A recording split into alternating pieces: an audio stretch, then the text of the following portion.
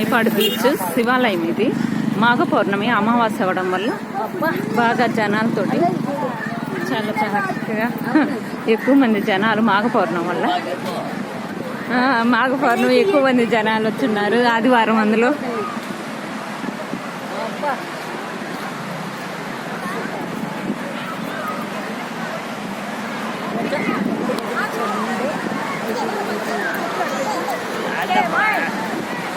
అంతా చేపల వాసన.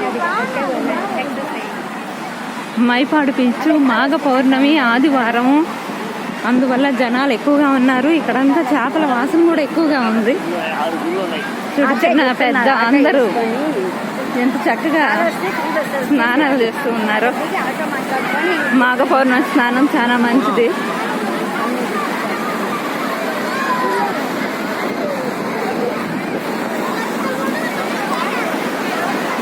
చెన్నై బీచ్ని తలపిస్తుంది ఇది చక్కగా.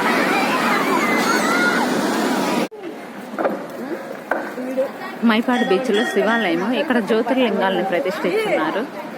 చూడండి, ప్రతి ఒక్క జ్యోతిర్లింగాన్ని ఇక్కడ ప్రతిష్ఠించడం జరిగింది.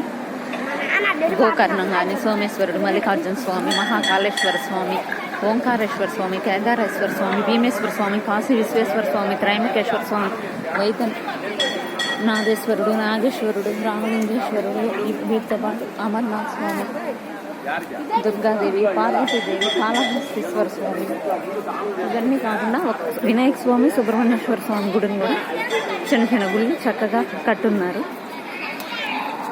చక్కగా ఉన్నాయి టెంపుల్స్. ఒకసారి వచ్చి చూడాల్సిన ప్రదేశం. చక్కగా స్నానం చేసి పౌర్ణమి ఆదివారం కాబట్టి మాకు కూడా అలా కలిసి వచ్చింది.